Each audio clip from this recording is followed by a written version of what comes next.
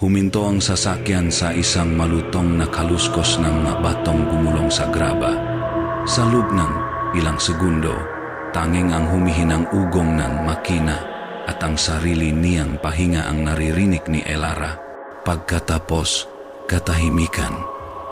Isang katahimikang tila may bigat na pinalilibutan ang marangyang sasakyang nahatid sa kanya. Ma'am Ella, narito na po tayo. Basag ng super sa katahimikan. Dahan-dahang iminulat ni Ella ang kanyang nga mata. Sa labas ng bintana, bumungat sa kanya ang isang arko na gawa sa itim na bakal. May nakaukit ng nga salitang tila sinulat ng kamay, Amihan Crest. Simple, ngunit may aura ng kapangyarihan. Ngunit hindi ang arko ang nakakuha ng kanyang pansin, kundi ang dalawang naglalakihang puno ang balete sa makabilang gilid nito. Ang kanilang mga baging ay tila mga brasong nakababa. Ang mga dahon ay napakakapal, anupat lumilihang ng isang permanenteng anino sa pasukan. Tila sila mga higanteng bantay, mas matanda pa kaysa sa mismong resort, mga tahimik na saksi sa lahat ng bagay. Isang malamig na kuryente ang gumapang sa kanyang batok. Ipinilig niya ang kanyang ulo, sinisisi ang pagod sa mahabang biyahe mula Maynila. Pagbaba niyang sasakyan, isang amoy ang sumalubong sa kanya. Pinahalong samyongang mamahaling pabango, lemongrass at ang halimuyak ng ilang-ilang. Ang lobby ay isang obra maestra ngang modernong disenyo. Ang sahig ay gawa sa kumikinang na marmol. Ang nga dingding ay salamin mula sahig hanggang kisame na nagpapakita ng isang infinity pool na tila sumasanib sa asul na langit. Para siyang nailipat sa ibang mundo, isang paraisong nakatago sa tuktok ng isang burol sa Visayas. Isang babaeng may edad, nakayukot at may blangkong mukha ang sumalubong sa kanya. Nakasuot ito ng uniforme ng isang katulong. Ang kanyang nakamay ay makasalikop sa kanyang harapan. Magandang hapon po. Ako po si Vilma, ang personal na assistant ni Ma'am Serafina. Sumunod po kayo sa akin. Walang emosyon sa boses nito. Mekanikal. Tumango lang si Ella at sumunod. Ang magulong ang kanyang maleta ay lumilihang mahinang ugong sa makinis na sahig.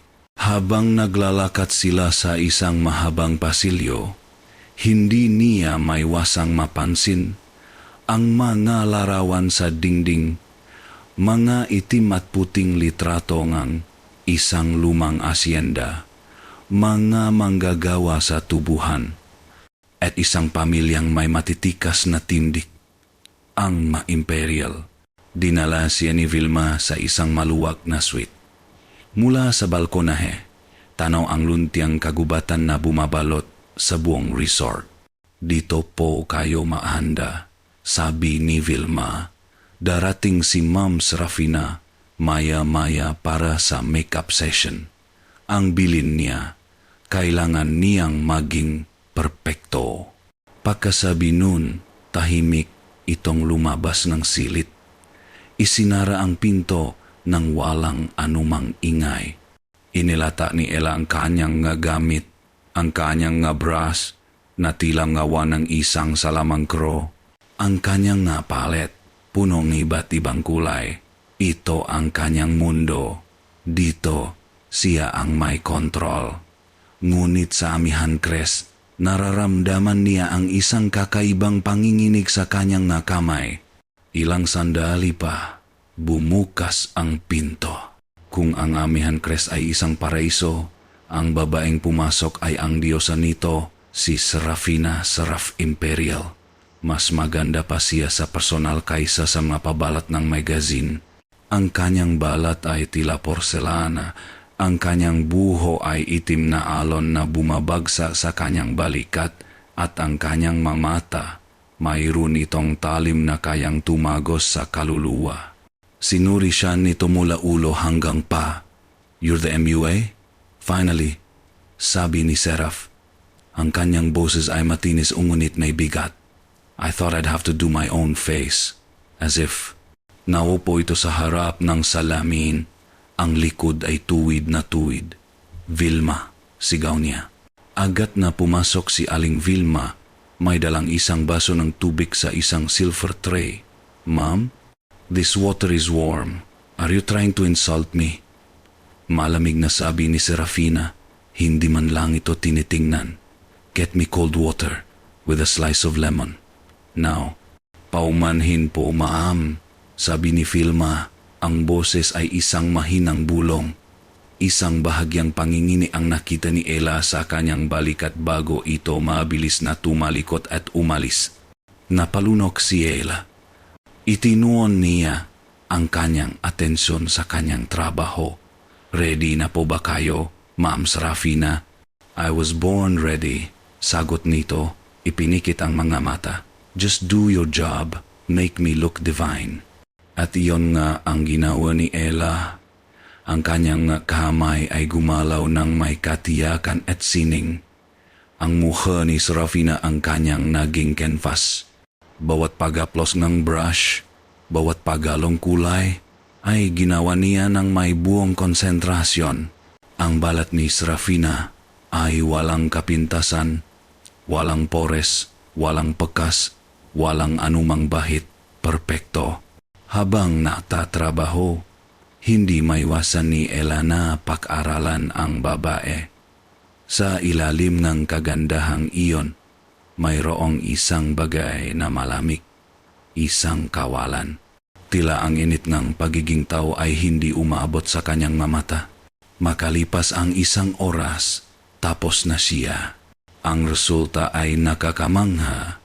Kung diyosa si Serafina kanina, ngayon ay isa na siyang nilalang na tila hindi nakmula sa mundong ito. Ang kanyang ganda ay nakakasilaw, nakakatakot.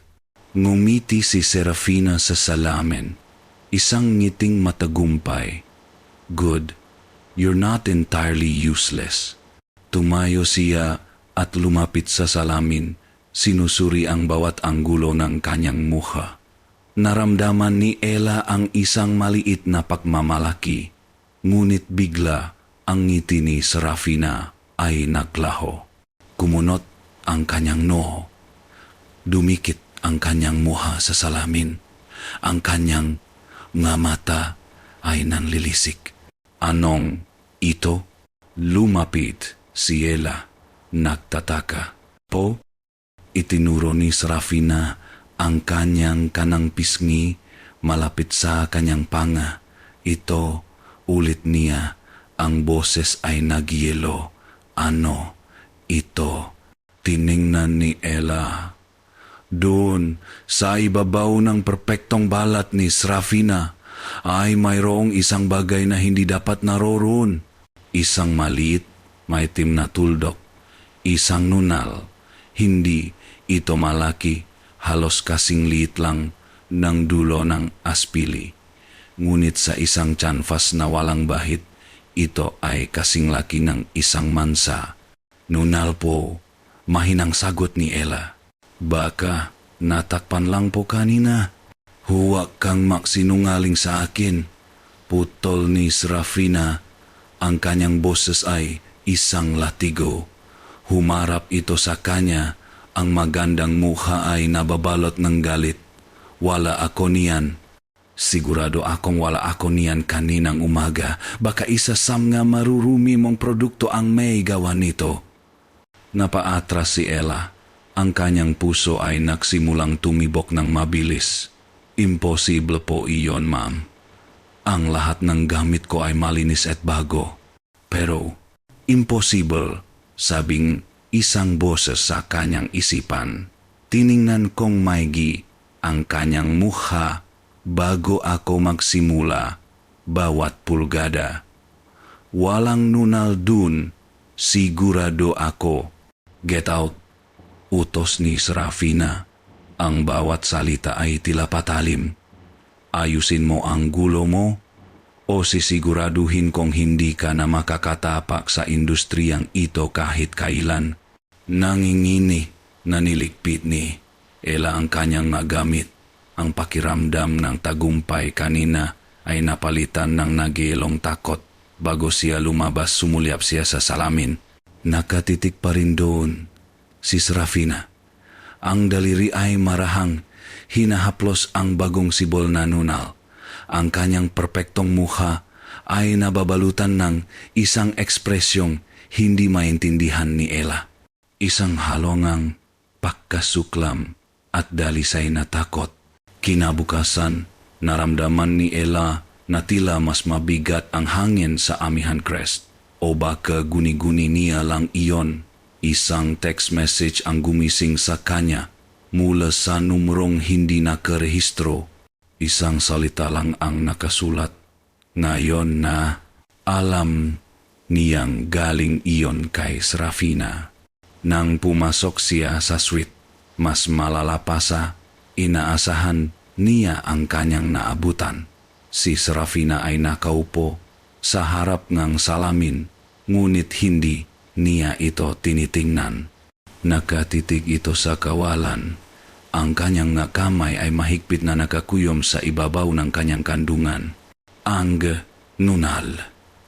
Hindi na ito isang simpleng nunal. Ang balat sa paligid nito ay bahagyang nanuyo at umitim na parang isang maliit na islang patay na balat.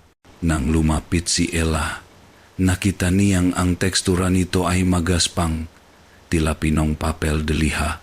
Ayusin mo, utos ni Serafina. Ang boses ay walang buhay. Sinimulan ni Ella ang kanyang trabaho, ngunit sa pagkakataong ito, mayroon siyang nararamdamang pagtutol mula sa balat mismo.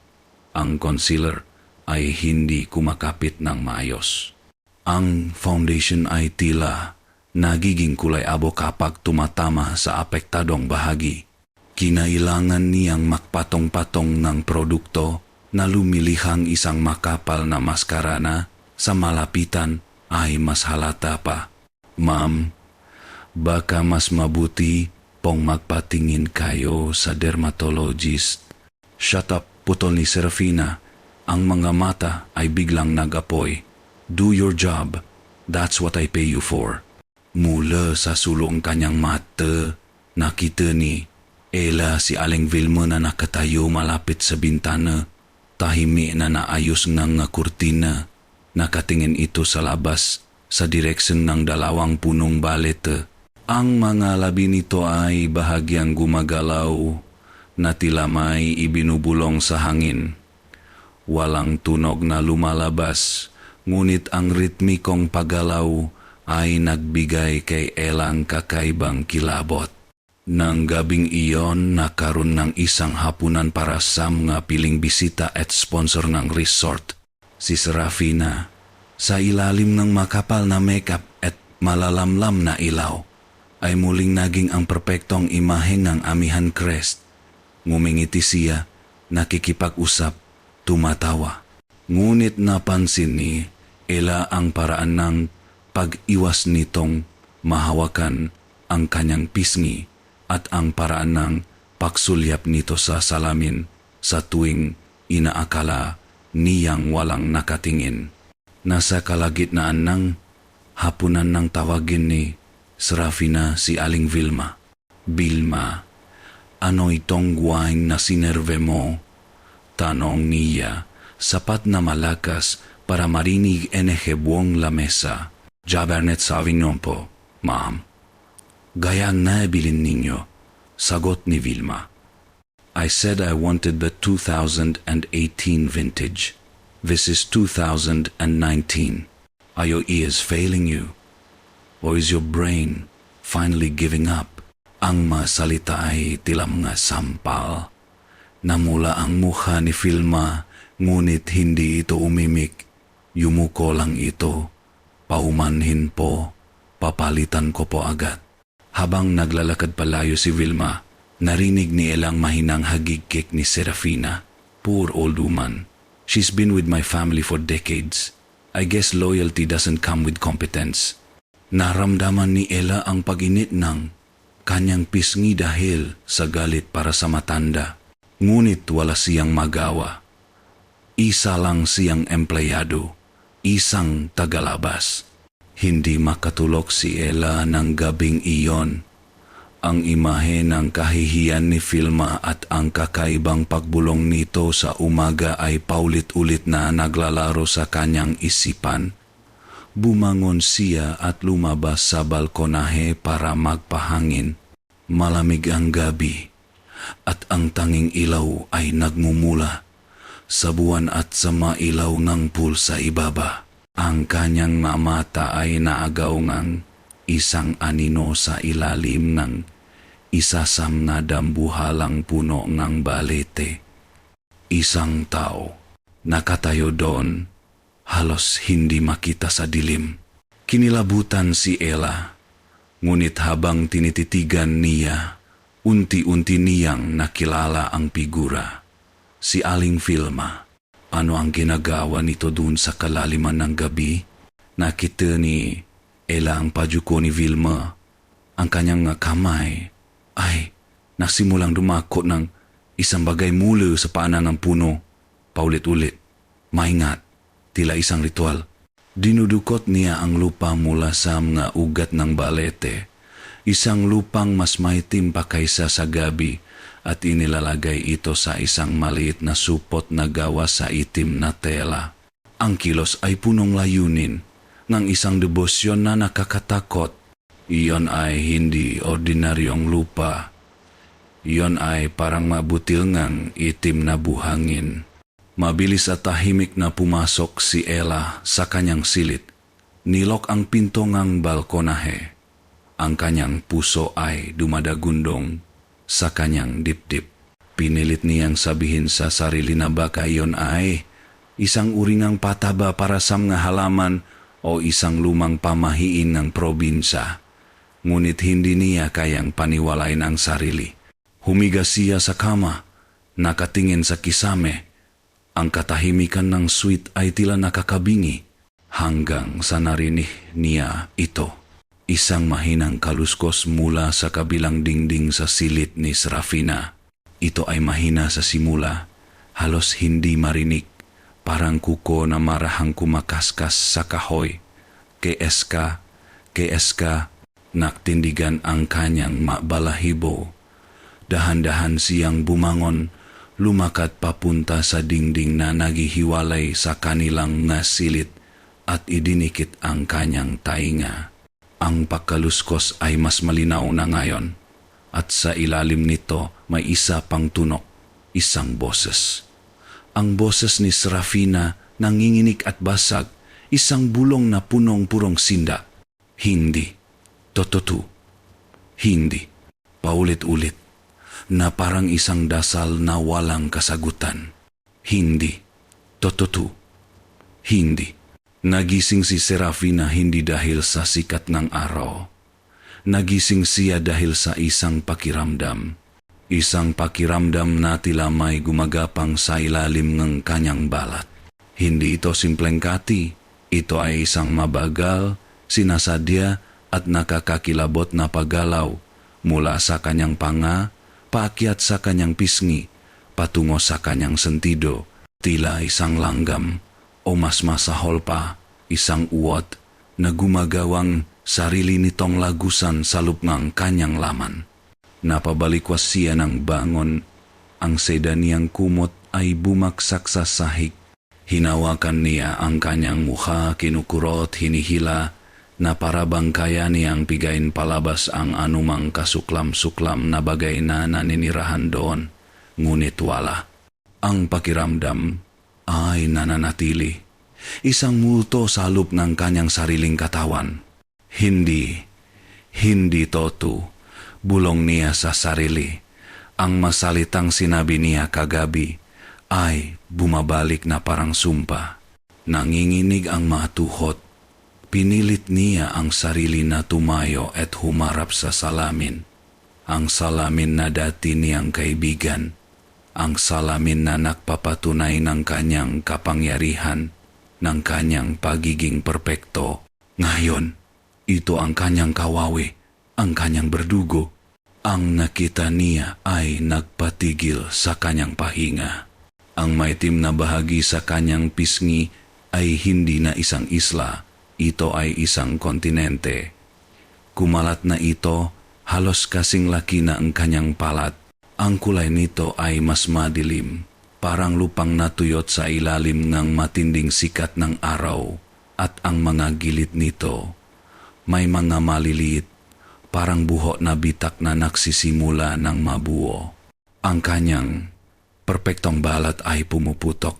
Napahawak siya sa lababo para suportahan ang sarili. Ang kanyang hininga ay mababaw at mabilis. Stress. Ito ay stress lang. Isang masamang reaksyon sa kung ano man. Dermatitis. Iyon lang. Sinubukan niyang kumapit sa malohikal na paliwanag, mga salitang galing sa mundong siyensa at katwiran.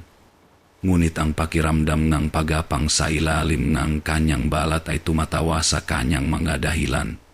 Idinaan niya ang kanyang kamay sa kanyang makapal at itim na buhok, isang gawaing madalas niyang gawin, isang kilos ng pagmamalaki, ngunit sa pagkakataong ito may mali. Nang ibaba niya ang kanyang kamay, may sumamang isang kumpol ng buhok. Hindi lang ilang hibla, isang makapal na kumpol. Nakatingin siya sa itim na buhok sa kanyang palad, pagkatapos ay sasahig, kung saan mayroon pang mas maraming hibla na nakakalat, na parang mapatay na gagamba. Isang mahinang tunog ang kumawala sa kanyang lalamunan. Isang tunog na hindi niya kailanman inakalang magagawa niya. Isang tunog ng purong, walang halong sindak. Ang kanyang korona, ang kanyang buhok ay nalalagas. Tumingin siyang muli sa salamin. Ang mga mata ay nanlalaki sa takot. At sa isang kisap mata, may nagbago. Ang muka sa salamin ay hindi na sa kanya. Sa loob ng isang segundo na tila isang kawalang hanggan, ang mukha na nakatitig pabalik ay isang matandang babae. Ang balat nito ay kulubot at kulay lupa, ang mga mata nito ay lubog at walang buhay, at ang mga labi nito ay nakaunat sa isang ngiting punong malisya at tagumpay. Isang mukha na tila hinugot mula sa isang libingan. Napapikit si Serafina, napasigaw ng malakas. Pagmulat niya, ang mukha sa salamin ay sa kanya na ulit. Ngunit ang imahen, matandang babay ay nakatatak na sa kanyang isipan. Sinusunok ang kanyang katinuan. Ito na, ang huling patak.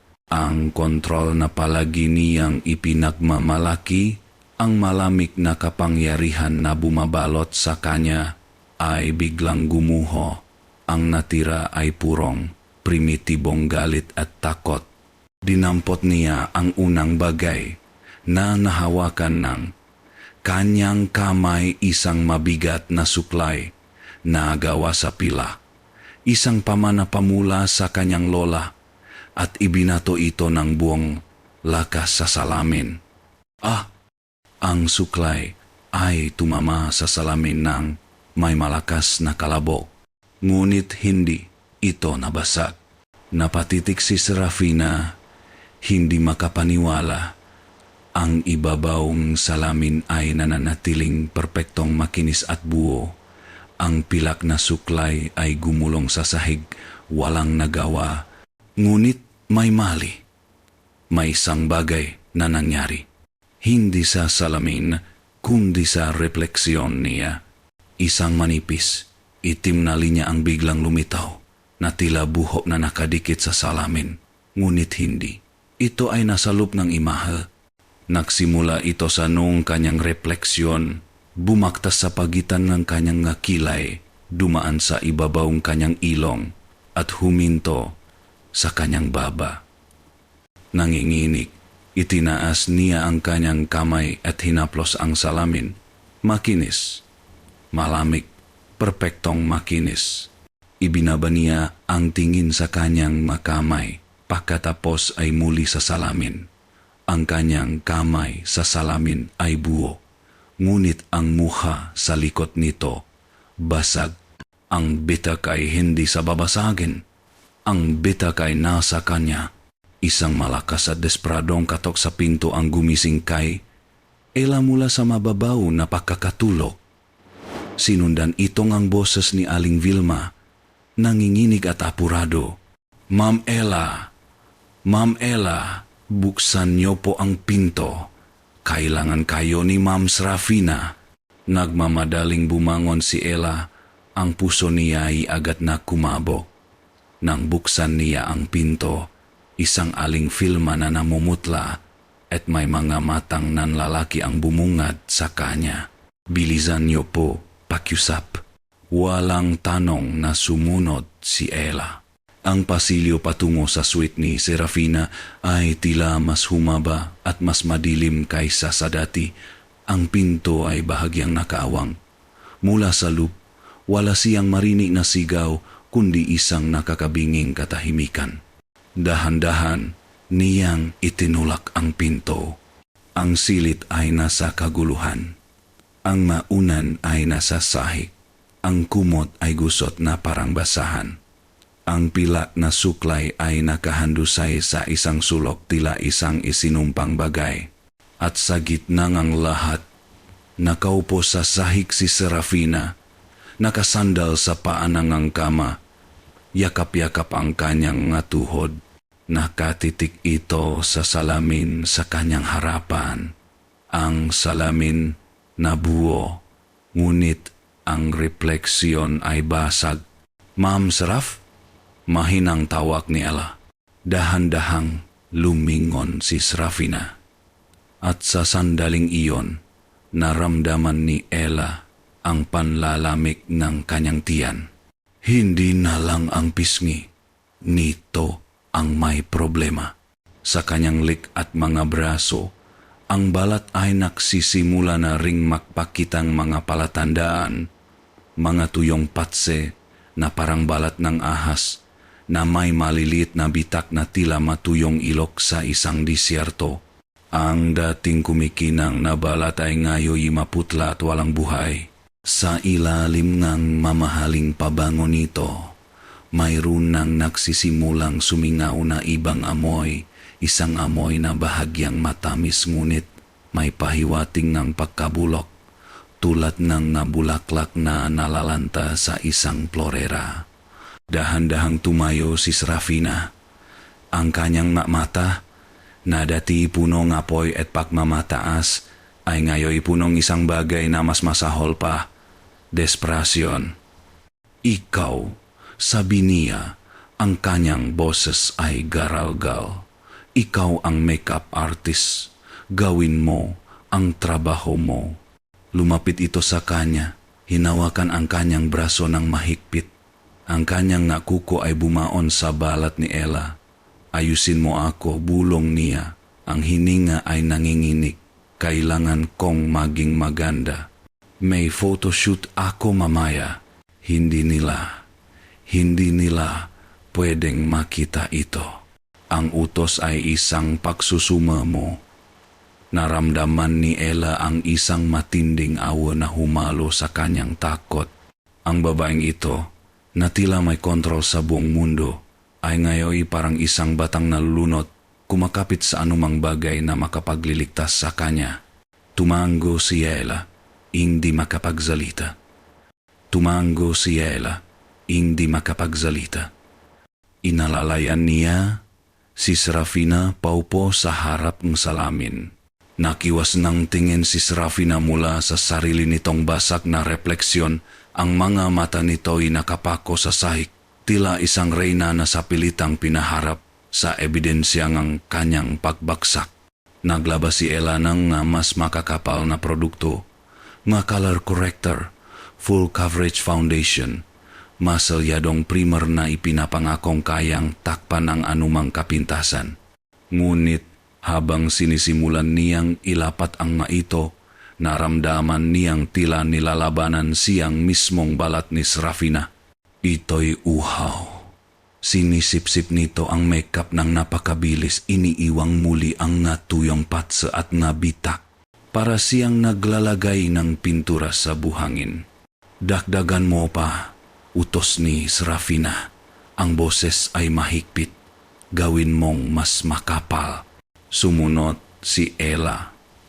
Nakpatong siyang isa pang layer at isa pa. Ang bawat pakaplos ng espongha ay tila pagtatapal ng semento sa isang gumuguhong pader. Unti-unting natakpan ang mga bitak at ang madilim na bahagi. Ngunit ang kapalit nito ay isang bagay na mas kakatwa.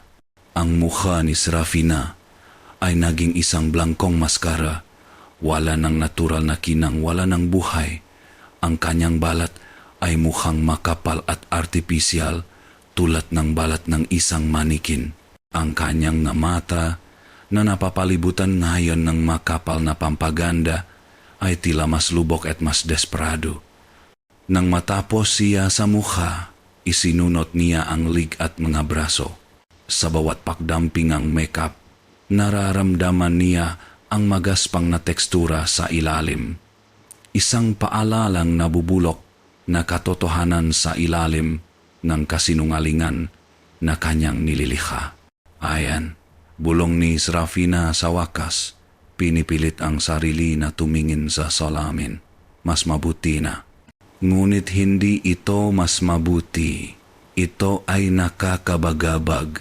Ang dating diyosa ay napalitan ng isang perpektong ginawang manika at sa ilalim ng nga ilaw, mukha itong mali. Mukha itong hindi tao. Bigla, nagsimulang umugong ang hangin sa labas.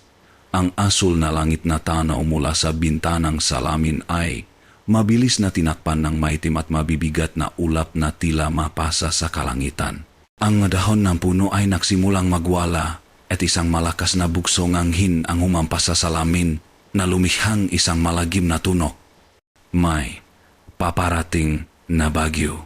Check the news. Utos ni Serafina. Ang kanyang atensyon ay biglang nabaling sa labas. Kinuha ni Ella ang kanyang telepono. Walang signal. Wala po, ma'am. The Wi-Fi. Sinubukan niya. Ang icon ng Wi-Fi sa kanyang telepono ay may tandang padamdam. Nawala rin po ang internet. Tumakbo si Serafina sa telepono ng hotel sa tabingang kama at dinampot ito. Paulit-ulit niyang pinindot ang 0 para sa front desk ngunit wala. Tanging isang patay. Walang lamang tunok ang kanyang narinig. Ibinaksak niya ang telepono sa lalagyan nito. Isang malakas na kulok ang yumanik sa buong gusali. Sinundan ng isang matalim na kidlat na panandali ang nakpaliwanag sa buong silid. Sa isang iglap na iyon, sa liwanag ng kidlat, nakita ni Ella ang mukha ni Serafina. Ang makapal na makeup ay hindi naitago ang purong takot sa mamata nito. At sa isang sandaling iyon, tila ang mga bitak sa kanyang balat ay kumislap sa ilalim ng foundation. Bumuhos ang ulan. Hindi isang ambon kundi isang marahas na pagbuhos na tila ba ang langit mismo ay gustong lunurin ang buong resort. Ang ulan ay humahampas sa mga bintana na parang mga batong ipinupukol. Ang buong amihan crest na kanina lang ay isang simbolo ng karangyaan at pagiging eksklusibo ay bigla na lang naging isang ginintuang kulungan. Isang bilangguan na napapalibutan ng naangalit na kalikasan. Nakatayo sila doon sa gitnang silid, si Ella at si Serafina, habang ang bagyo ay nagwawala sa labas.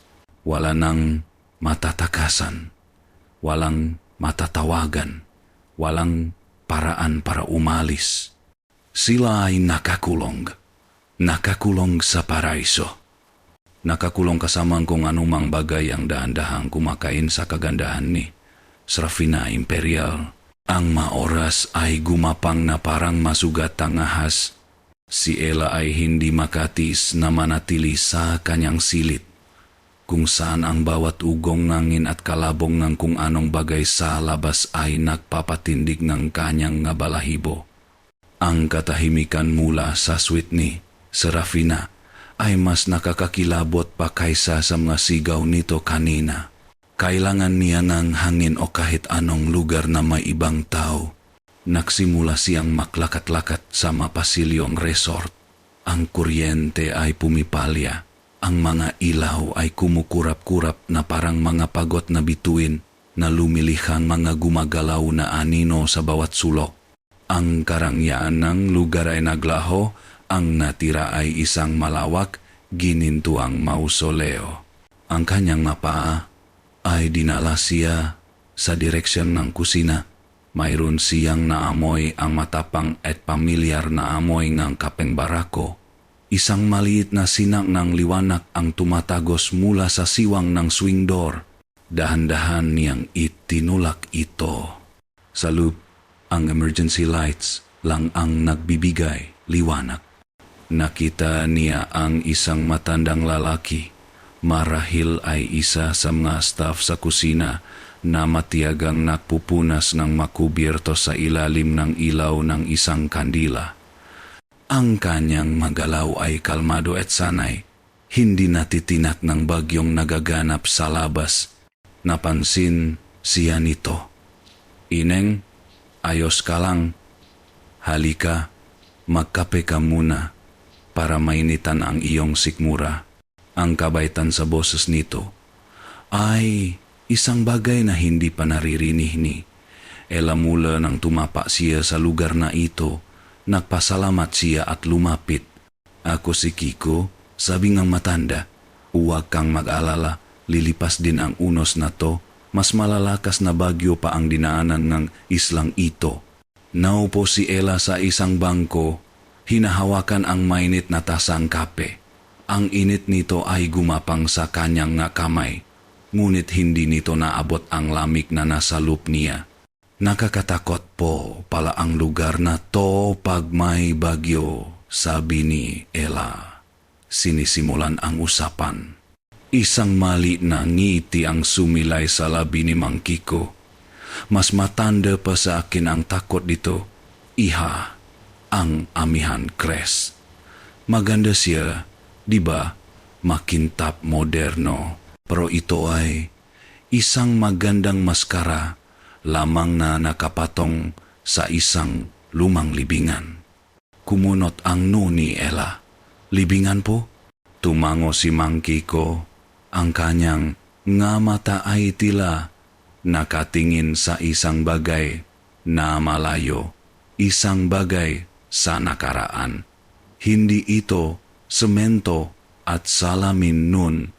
Ito ay lupain ng nga ugat at dasal. Ang lupang ito ay sagrado.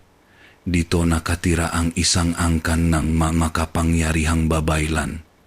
Sila ang nagbabalanse sa lahat ng bagay dito. Ang hangin, ang lupa, ang mga espiritu. Huminto siya at ang tanging maririnig ay ang patak ng ulan at ang pagpupunas niya ng kutsara. Tapos pagpapatuloy niya, ang kanyang boses ay bumaba. Dumating ang imperial. May mga baril sila at mga papeles na galing sa gobyerno.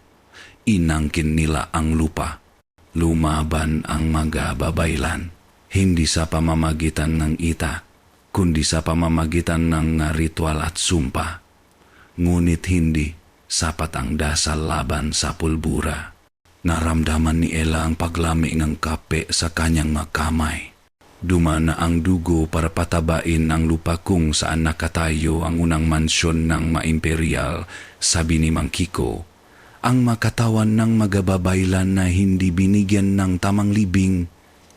Ang sabi-sabi, ipinabaon sila sa ilalim mismong mapundasyon upang ang kanilang kapangyarihan ay maging bahaging ang lupa na pag-ari ng maimperial. Isang kulok ang muling yumanik sa gusali.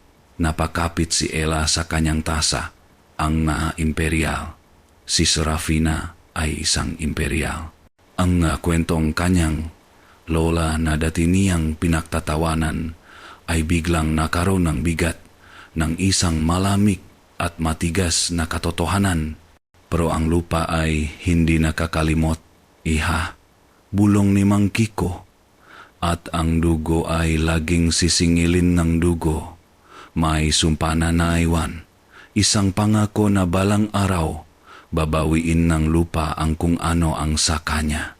Na ang huling patak ng dugo nga imperial ay matutuyo sa lupang ito mismo. Nanuyo ang lalamunan ni Ella, ang tuyong balat, ang pagkalagas ng buhok, ang amoy ng pagkabulok. Pero, makwento lang po yun, di ba? Mapamahing ng matatanda. Tanong ni Ella. Ang boses ay halos hindi marinig. Umaasang sasang-ayon ang matanda. Tumingin si Mang Kiko ng diretso sa kanyang nga mata. Sa liwanag ng kandila, nakita ni Ella ang lungkot at katiyakan sa nga ito. Ang sabi nila, ang huling supling ng mababaylan ay nananatili, naghihintay. Isang anino na nagmamasid sa paglipas ng mahenerasyon. Uminto ito, tila may pinakikinggan. Isang babae. Kasabay ngang pagbitaw niya sa salitang iyon. Ang swing door ng kusina ay dahan-dahang bumukas ng walang ingay. Isang malamig na hangin ang pumasok. Nakatayo doon si Aling Vilma. Ang kanyang damit ay bahagyang basa. Ang kanyang buhok ay nakadikit sa kanyang noo. Ang kanyang mukha ay blanko. Walang emosyon tulad ng dati. Ngunit ang kanyang mga mata, ang kanyang mamata ay hindi nakatingin kay Ella o kay Mang Kiko. Tila nakatingin ito sa isang bagay na hindi nila nakikita. Isang presensyang walang laman, isang katahimikang mas nakakatakot kaysa sa anumang sigaw.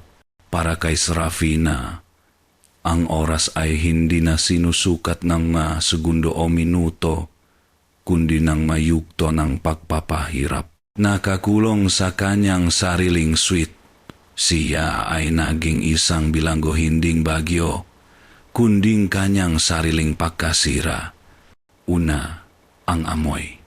Ito ay isang amoy na nanlalakit sa hangin, isang bagay na hindi kayang itago ng mamahalin niyang pabango. Isang amoy na bahagyang matamis, ngunit may kasamang asim ng pagkabulok. Tulad ng isang prutas na naiwan sa ilalim ng araw, ang balat ay kumikinang pa ngunit ang loob ay nagsisimula ng maging likido. At ang pinakamasaklap sa lahat, alam niyang hindi ito nagmumula sa silid. Nagmumula ito sa kanya. Hindi na niya tinitingnan ang salamin. Ang una niyang ginawa pagkatapos ng insidenteng bitak ay ang kumuha ng isang mamahaling kumot na seda at itakip dito. Ayaw na niyang makita ang refleksyon na iyon, ang halimaw na nakatitik pabalik. Ngunit hindi niya matatakasan ang sarili niyang katawan. Ang pakiramdam nga gumagapang sa ilalim, ang kanyang balat ay palagyan na isang walang tigil na paalala. Ang kanyang anit ay makati at mahapdi at sa tuwing susuklayin niya, ang kanyang buhok gamit, ang kanyang daliri, dose-dose ng hibla ang sumasama. Ang kanyang perpektong mundo ay naging isang sensoryong impyerno. Ang pagaspas ng hangin ay parang magbulong. Ang kaluskos ng masanga sa labas ng bintana ay parang makukong kumakaskas, sinusubukang pumasok. At pagkatapos, dumating ang gutom. Isang primal na pangangailangan na hindi niya kayang balewalain. May kumatok sa pinto. Si Vilma. Ma'am, nagdala po akong pagkain, sabing boses sa labas. Iwanan mo diyan, sigaw ni Serafina. Ayaw niyang makakita sa kanya sa ganitong estado. Ayaw niyang makita ang mukha ni Vilma, ang mukhang tila laging nakayuko ngunit ang mata ay tila alam ang lahat. Narinig niya ang mahinang kalansing ng pinggan na inilapag sa sahig sa labas ng pinto, sinundan ng napapalayong yabag. Pagkatapos ng ilang minuto, nang masigurado niyang wala na ito, binuksan niya ang pinto ng bahagya at hinila papasok ang tray. Nakatakip itong isang kumikinang na silver cloche. Sa isang iglap, bumalik ang dating Serafina, ang Serafina na sanay sa ganitong luho. Itinaas niya ang takip. Sa ilalim, isang perpektong inihandang tanghalian. Isang piraso ng inihaw na manok. Ang balat ay ginintuan at makintap. Nga sariwang gulay na kumikinang sa butter. Ngunit habang tinititigan niya ito, nagsimulang magbago ang lahat. Ang makintap na balat ng manok ay tila naging tsarapes ng isang dambuhalang ipis. Ang magulay ay tila bahagyang gumalaw na parang manggaberdeng wod. Napaurong siya. Tinakpan ang kanyang bibig. Pinipigilan ang pagsusuka. Sinara niya ang takip at itinulak ang tray sa isang sulok ng silit malayo sa kanya. Ngunit ang gutom ay parang isang hayop sa loob ng kanyang tiyan, nangangalit, humihingi. Pagkalipas ng ilang oras, hindi na niya natiis. Ang kanyang paningin ay nanlalabo, ang kanyang ulo ay umiikot. Napatingin siya sa fruit basket sa ibabaw ng mesa, isang regalo mula sa management ng resort nung una siyang dumating. Puno itong nga mansanas, ubas at dalandan. Mukhang ligtas. Mukhang malinis. Nanginginig ang makamay. Kumuha siyang isang malaki at pulang mansanas. Makintap ito, perpekto, walang anumang bahid. Tila ito isang huling pirasong kagandahan sa kanyang nagugunaw na mundo. Idinala niya ito sa kanyang bibig. Amoy nito'y matamis at presko. Ipinikit niya ang kanyang mga mata at kumagat. Ang tunok, isang malutong na crack, at pagkatapos, mali. Ang lahat ay mali. Walang tamis, walang katas. Ang pumuno sa kanyang bibig ay ang lasang mamasa-masang lupa, nabubulok na madahon. Ang tekstura ay hindi malutong na laman ng prutas, kundi magaspang at buhangin. At mayroon pang iba-isang bagay na malambot at gumagalaw. Nanlaki ang kanyang mga mata sa purong sinda. Idinura niya ito sa sahig. Hindi piraso ng mansanas ang lumabas sa kanyang bibig. Ang bumaksak sa mamahaling alpombra ay isang dakot ng itim, mamasa-masang lupa. At sa gitna nupa, kumagalaw, nangingisay ay mga puting uwod. Napasigaw siya, isang sigaw na walang tunok, habang nakaluhot sa sahig, nakatitig sa kasuklam-suklam na bagay na nagmula sa kanyang sariling bibig. Ang sumpa ay hindi na lamang nasa kanyang balat. Hindi na lamang ito isang imahe sa salamin. Nasa loob na niya. Kinakain siya nito mula sa loob palabas. Ang takot ay may sariling enerhiya. Hindi na natiis ni Ella na manatili sa kanyang silid kung saan ang bawat anino ay tila humahaba at ang bawat alinggaw-ngaw mang bagyo ay parang isang babala. Ang salita ni Mang Kiko ay umukit sa kanyang isipan, isang magandang maskara lamang na nakapatong sa isang lumang libingan, ang huling supling, isang baba, at ang imahe ni Aling Filma na nakatayo sa may pintong kusina. Ang nga mata ay tila nakatingin sa kawalan, ang kanyang paalilangan. Ang kanyang makabagong pananaw na galing sa siyudad ay unti-unting nadudurog, napapalitan ng isang primitibong takot na minanapan niya sa kanyang lola. Ngunit kasabay ngang takot ay ang isang despradong pangangailangan na malaman ang katotohanan. Hindi na siya maaring maging isang pasibong manonod. Sumilip siya sa siwang ng kanyang pinto. Ang pasilyo ay halos madilim, tanging ang mga emergency lights sa sahig ang nagbibigay ng kaunting liwanag. At sa dulong pasilyo, nakita niya ito. Si Aling Vilma. Naglalakad ito palayo.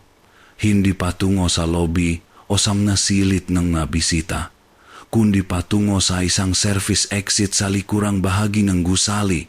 Ang kanyang hakbang ay hindi nagmamadali. Ngunit may isang nakakatakot na katiyakan na tila ba ang bagyo sa labas ay hindi man lang nakaabala sa kanya. Isang desisyon ang nabuo sa isipan ni Ella. Isang desisyon na pinagsisihan niya agad ngunit hindi na niya kayang bawiin. Dahan-dahan niyang binuksan ang kanyang pinto at sumunod na nanatili sa manino. Ang kanyang pahinga ay pinipigilan. Dinala siyang nga ni Vilma sa labas sa gitna nga rumaragas ang ulan. Ang malakas na hangin ay halos magpatumba kay Ella. Ngunit si Vilma ay nagpatuloy na parang isang anino na hindi apektadong kalikasan.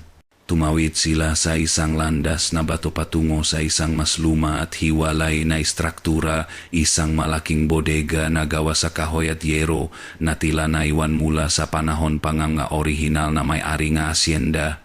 Nakita ni Ella si Vilma na pumasok sa isang maliit na pinto sa gilid bago ito isinara. Naghintay si Ella nga ilang sandali. Ang puso niya ay dumadagundong kasabay ngang bawat patangang ulan sa bubong na yero. Sa wakas, tinipon niya ang lahat ng kanyang lakas ng loob at lumapit. Sa kanyang swerte, ang pinto ay hindi nakalok. Itinulak niya ito ng dahan-dahan. Ang amoy sa loob ay isang halong alikabok, nabubulok na kahoy at anay. Ang bodega ay punong nga lumang kasangkapan na tinakpan puting tela na sa dilim ay mukhang nga multong nakaupo, naghihintay. Ang hangin ay mabigat at hindi gumagalaw, ngunit may isa pang amoy, isang amoy na pamilyar at kasabay ay banyaga, amoy ng pinatuyong bulaklak at halamang gamot na may kasamang kakaibang sangsang ng lupa. Sinundan niya ang amoy na dinala siya sa likurang bahagi ng bodega, sa likod ng isang mataas na tumpok ng nasirang upuan. Doon nakita niya ito, isang pinto na hindi dapat naroon. Gawa ito sa maitim at lumang kahoy, walang anumang hawakan. Itinulak niya ito. Bumukas ito ng walang ingay. Kung malamig sa labas, dobla ang lamig sa loob ng silid. Ito ay isang maliit na kwarto, walang bintana. Ang tanging liwanag ay nakmumula sa ilang itim na kandila na nakasindi sa ibabaw ng isang mababang masanggawa sa kahoy, isang altar. Ang hangin ay mabigat sa amoy ng halamang gamot at nasusunog na dakta. At sa ibabaw ng altar, nakita ni Ella ang maito, dosa-dosa ng mamanika. Hindi ito malaruang pambata. Gawa ang maito sa maruming tela at dayami. Bawat isa ay halos isang dangkal ang haba. Ang iba ay luma na. Ang tela ay naninilaw at marupok. Ang iba ay mukhang mas bago. Ngunit lahat sila ay may isang pagkakapareho.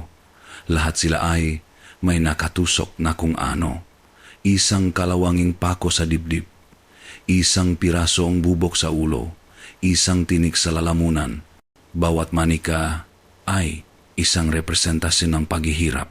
Naramdaman ni Ella na parang may bumara sa kanyang lalamunan. Ang maito ay ang mahenerasyon imperial. Isang pamilya na isinumpa na ang bawat miyembro ay may sariling maliit na efigi. At pagkatapos, ang kanyang mamata ay napako sa gitna ng altar. May isang manika na kakaiba sa lahat. Ito ay bago. Ang tela nito ay puti pa, malinis. Mayroon itong buhok na gawa sa tunay na itim na hibla. At ang damit nito ay isang maliit na replika ng suot ni Serafina noong unang araw. Ito ay isang perpektong nakapangingilabot na kopya. Ang mukha nito ay walang mata, walang bibig. Maliban sa isang bagay, isang kalawanging karayom. Nakaturok ito ng diretso sa kanang pisnging manika. Sa sandaling iyon, ang lahat ay naugnay-ugnay sa isipan ni Ella na parang isang matalim na kidlat, ang nunal, ang tuyong balat, ang pakalagas ng buho, ang bulo na mansanas, ang itim na buhangin na kinukuha ni Vilma sa paanan ng balete, ang sumpa, ang kulam, totu ang lahat. Nakatayo siyang parang bato, ang kanyang nga mata ay nanlalaki sa sinda, hindi niya kayang igalaw ang kanyang nga paa. Ang buong atensyon niya ay nakatuon sa kasuklam-suklam na manika sa kanyang harapan. Isang simbolo ng lahat ng kanyang itinatangging paniwalaan. Nasa ganitong estado siya pagkatulala nang marinig niya ito. Isang tuno na napakalapit. Isang tuno na hindi nanggagaling sa bagyo sa labas. Isang mahinang kaluskos kang isang tabla sa sahig sa likuran niya mismo. Ang tuno nga pag-apa sa tabla ay parang isang putok ng baril sa nakabibinging katahimikan ng silit. Nagyelo si Ella. Ang bawat hiblang kanyang kalamnan ay nanigas. Hindi siya humihinga. Ang kanyang mata ay nakapako pa rin sa manika ni Srafina, ngunit ang kanyang buong kamalayan ay nakatuon sa presensya sa likuran niya. Isang presensya na alam niyang pag-aaring ang isang tao. Dahan-dahan, pinilit niya ang kanyang katawan na umikot. Ang bawat paggalaw ay tila tumatagal ng 1,000 taon.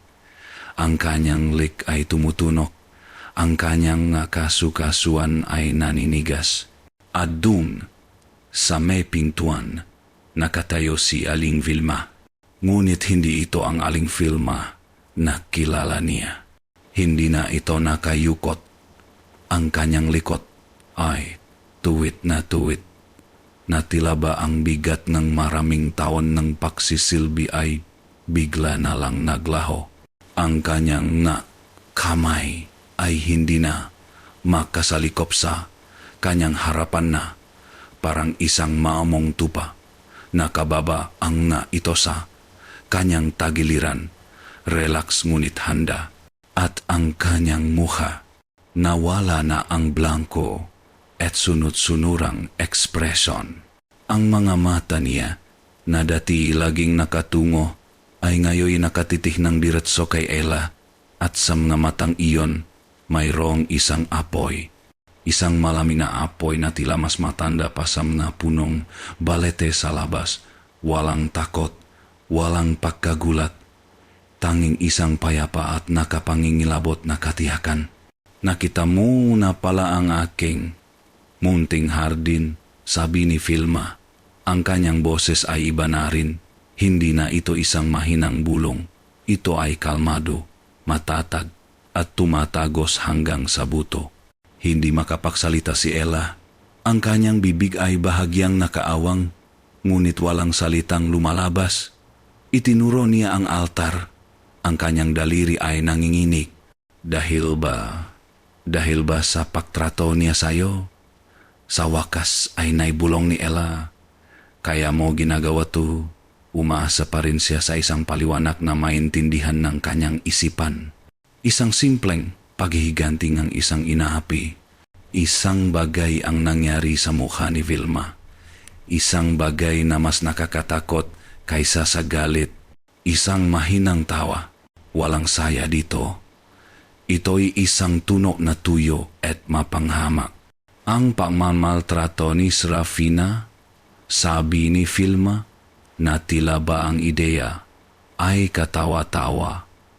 Isa lamang iyong langaw sa ibabaw ng nabubulok na bangkay. Isang maliit na insulto sa ibabaw ng isang siglong kasalanan. Lumakat si Vilma papasok sa silid. Ang makandila ay biglang umapoy ng mas malakas. Ang kanilang maanino ay sumayaw sa dingding na parang mga nakwawalang espiritu. Akala mo ba ang kwentong ito ay tungkol sa isang amo at isang katulong? Pagpapatuloy ni Vilma, ang kanyang nga mata ay hindi bumibitaw sa nga mata ni Ella. Iha, ang dugong na nalaytay sa akin ay mas matanda pa sa pangalan ng nga imperial.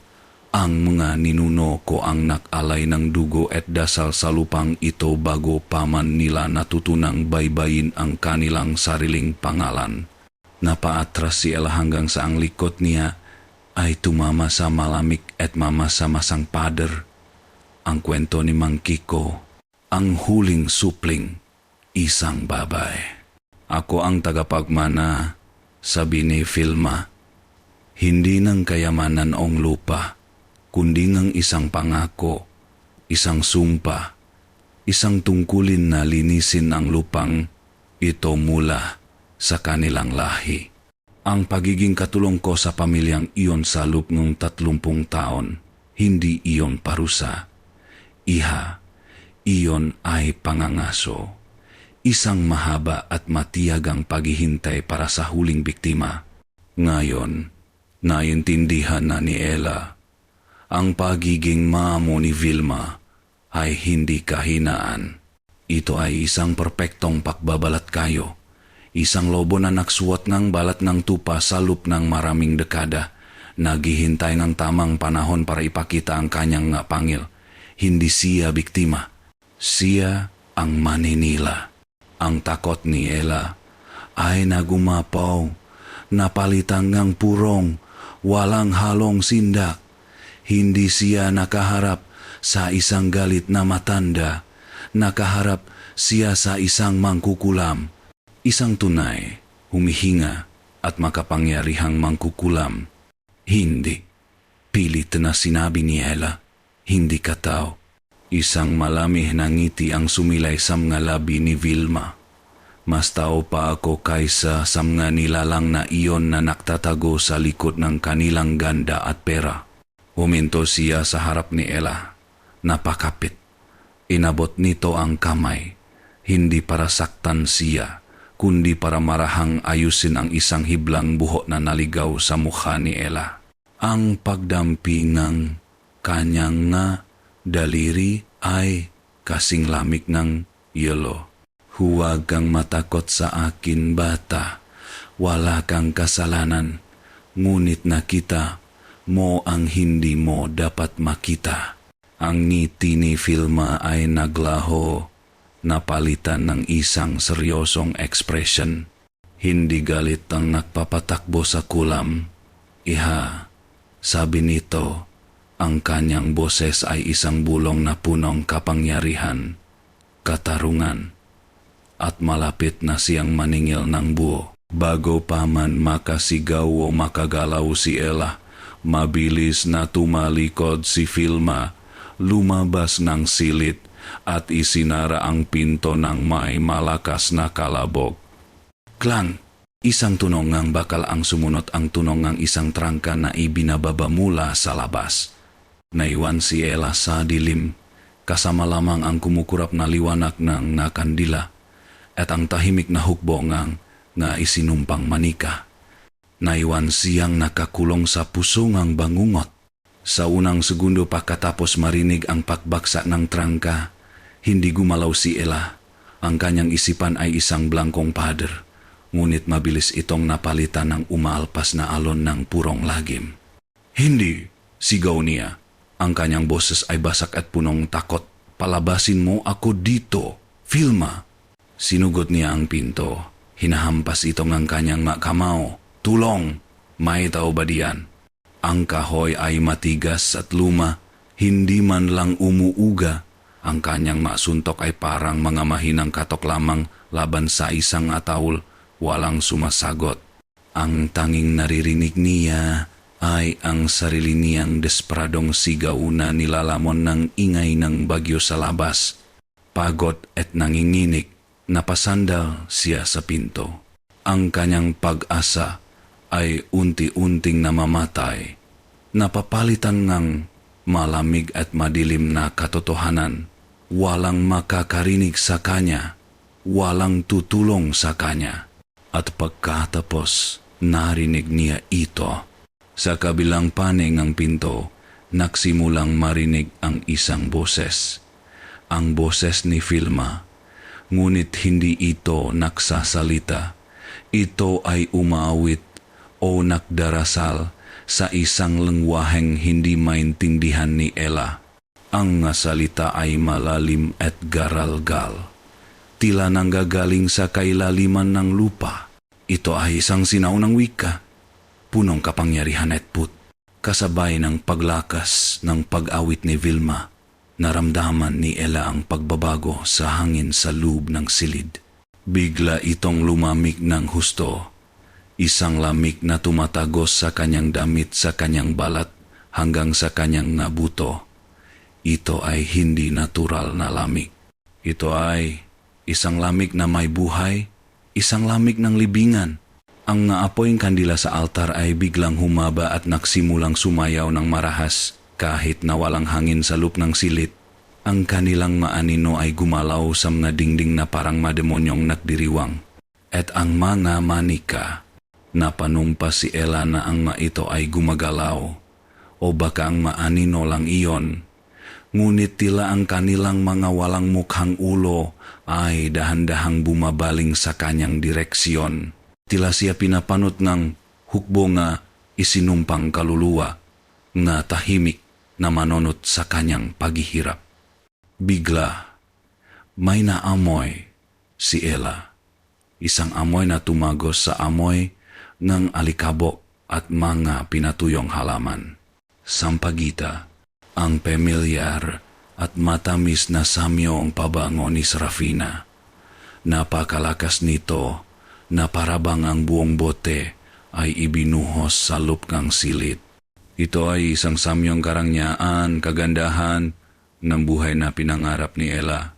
Ngunit habang tumatagal, ang amoy ay nagsimulang magbago. Ang tamis ay dahan-dahang nilalamon ng isa pang amoy, ang amoy ng basang lupa pagkatapos ng ulan, ng nabubulok ng mga dahon at ng isang bagay na mas masahol pa. Ang amoy ng pagkabulok, ang dalawang amoy ay naghahalo sa hangin. Isang nakakasulasok na labanan sa pagitan ng buhay at kamatayan, ng ganda at ng pagkabulok. Naimagine ni Ella si Serafina sa kanyang silid, nagsisisigaw habang ang balat nito ay nasusunog, habang ang huling samyo ng kanyang pagkatao ay kinakain ng sumpa. Hindi, sigaw muli ni Ella. Hindi na para sa tulong, kundi para labanan ang kabaliwan na gumagapang sa kanyang isipan. Kailangan niyang makalabas. En gayon, hindi na niya pinansin ang pinto. Ang kanyang mata na puno ang luha at takot ay mabilis na ginalugad ang buong silid. Nakahanap ng kahit anong maaring maging daan palabas, walang bintana. Ang mga pader ay gawa sa solidong bato at kahoy. At doon, sa itaas na bahagi ng sang pader, malapit sa kisame, nakita niya ito. Isang maliit, parihabang butas na tinakpan ng isang kinakalawang na rehas na bakal. Isang ventilation slit. Napakaliit nito para sa isang tao, ngunit sapat na para sa kanyang mata. Desperado, kinalatkat niya ang isang luma at mabigat na baul patungo sa pader. Nanginginig ang binti, umakyat siya dito. Ang kanyang daliri ay malamig at manhit habang kumakapit siya sa magaspang na pader. Inabot niya ang rehas at itinaas ang kanyang sarili hanggang sa ang kanyang mata ay sumilip sa siwang. Ang nakita niya ay isang bahaging pasilyong bodega, madilim at basa. Wala siyang makita. Ngunit narinig niya ang pag-awit ni Vilma na huminto. Katahimikan. Pagkatapos, ang tuno ng pagbukas ng pintong bodega at ang anino ni Vilma ay dumaan sa kanyang paningin. Naglalakad ito palayo sa bodega, pabalik sa pangunahing gusali patungo sa silid ni Serafina. Siya ay kalmado. Ang kanyang mahakbang ay hindi nagbabago. At sa kanyang kanang kamay, may hawak itong isang bagay na kumikinang sa ilalim ng kumukurap na emergency light. Hindi ito isang kutsilyo. Ito ay mas matanda, mas primal. Isang punyal na ang talim ay gawa sa pinakintap na buto at ang hawakan ay binalutan ng itim na buhok. Ang sahi ay malamig sa kanyang pisngi. Ito na lamang ang tanging bagay na nararamdaman ni Serafina nang may katiyakan. Ang lamig ng marmol laban sa nagiinit na susunok niyang balat.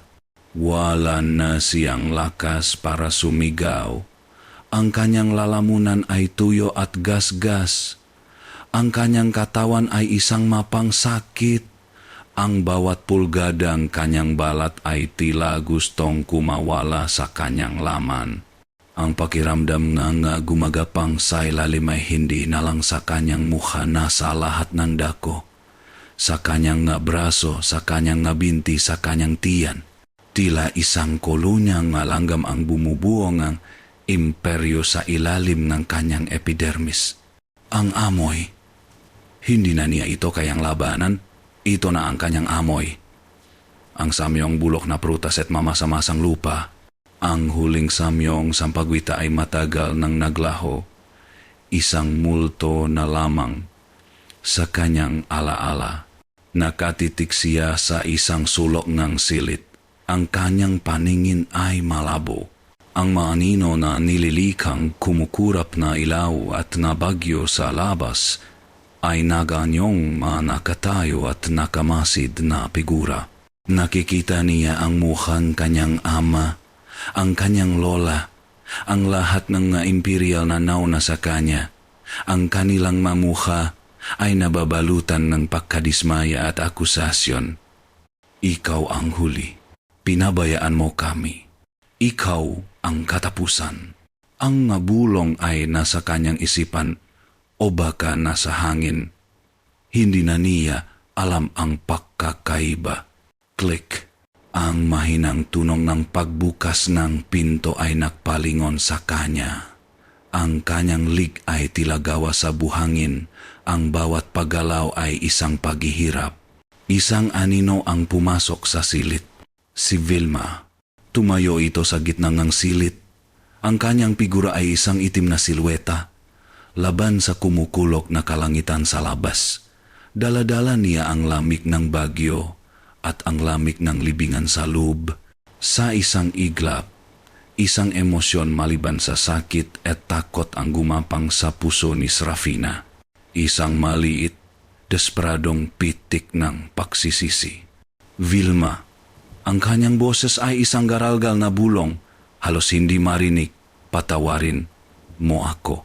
Inisip niya ang lahat ng taon ng pang-aabuso, ng pagpapahiya, ng pagmamaliit, ang pagtapon ng mainit na kape, ang pagsigaw sa harap ng ibang tao, ang pagtrato sa kanya na parang hindi tao. Sa sandaling iyon, sa harap ng isang bagay na mas malaki at mas nakakatakot kaysa sa kanyang kayabangan, nakita niya ang lahat ng kanyang kasalanan. Si Vilma ay dahan-dahang lumakat palapit. Huminto ito sa tabi niya. Nakatayo, nakatingin sa kanya mula sa itaas. Ang kanyang mukha ay hindi galit. Ito ay isang bagay na mas malala. Ito ay walang emosyon. Isang blangkong tiyanpas ng isang hustisya na matagal nang ipinakpaliban.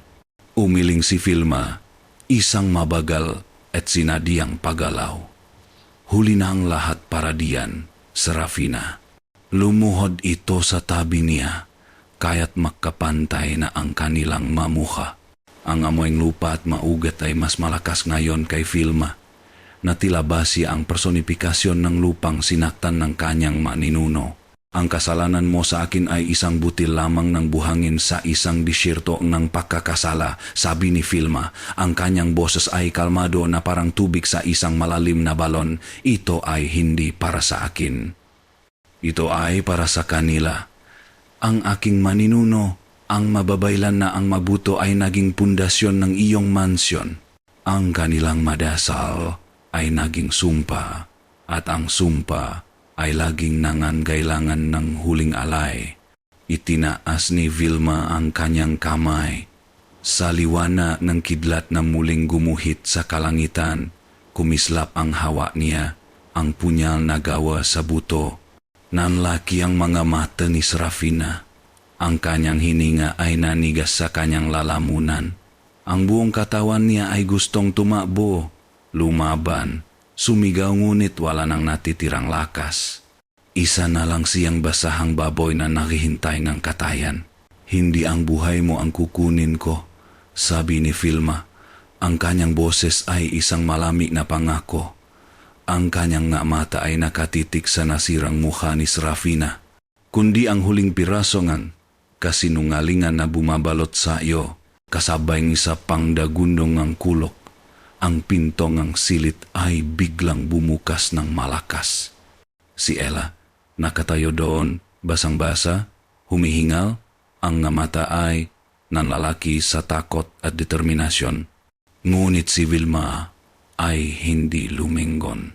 Ang kanyang atensyon ay nakatuon lamang kay Serafina. Itinaas niya ang punyal.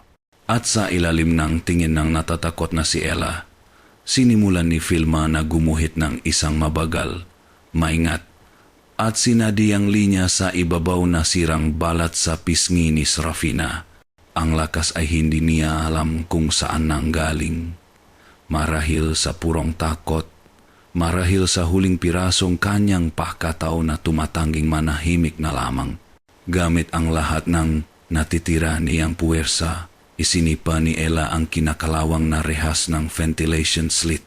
Ang tunog ng nabasak na metal ay halos hindi marinig sa lakas ng kulok, ngunit sapat na iyon. Bumaksak siya sa sahig ng bodega. Ang kanyang bukong-bukong ay sumakit ng matindi. Hindi niya ininda, tumakbo siya. Tumakbo siya sa gitna ng bagyo. Ang putik ay tumatalsik sa kanyang binti. Ang hangin ay sumasampal sa kanyang mukha.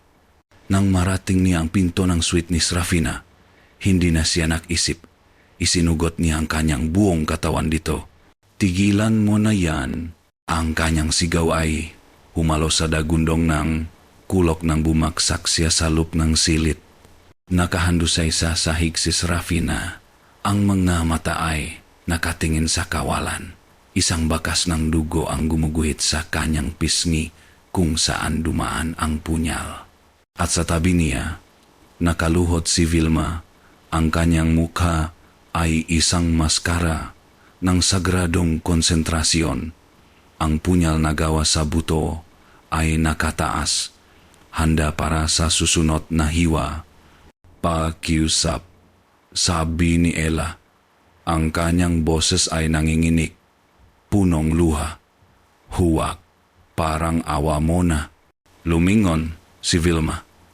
Ngunit ang tingin nito ay hindi sa kanya. Tila tumagos ito sa kanya. At sa isang iglap, naramdaman ni Ella ang pagbabago sa hangin. Isang hindi nakikitang puwersa, isang malamig at mabigat na alon ang humampas sa kanya. Hindi siya itinulak, siya ay itinumba.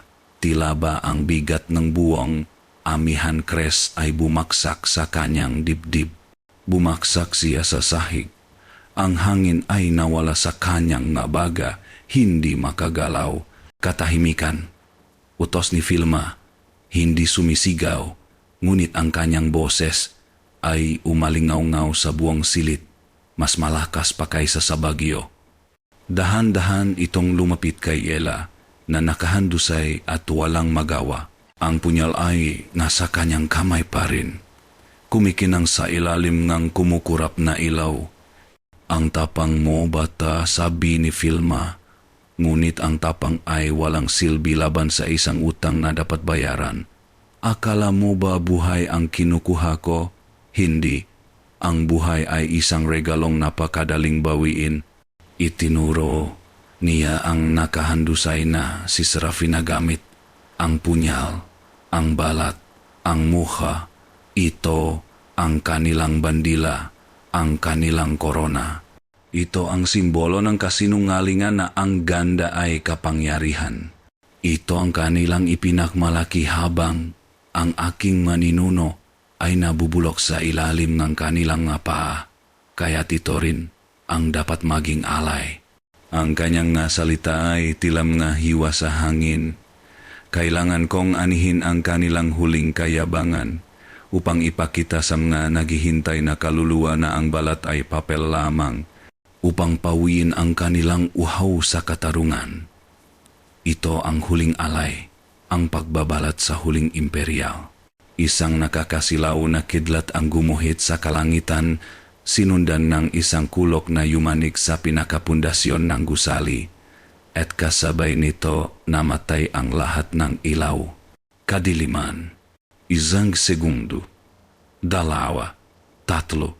Pagkatapos, isa pang kidlat ang pumunit sa dilim na nagiwan ng isang imahe na susunugin sa isipan ni Ella habang siya'y nabubuhay.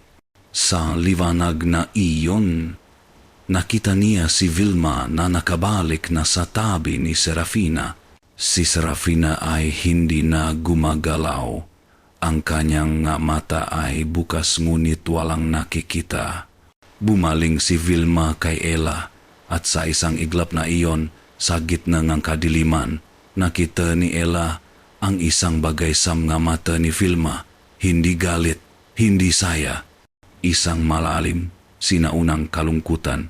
Isang pagod na kaluluwa na ginagawa ang isang tungkuling isinumpa sa kanya.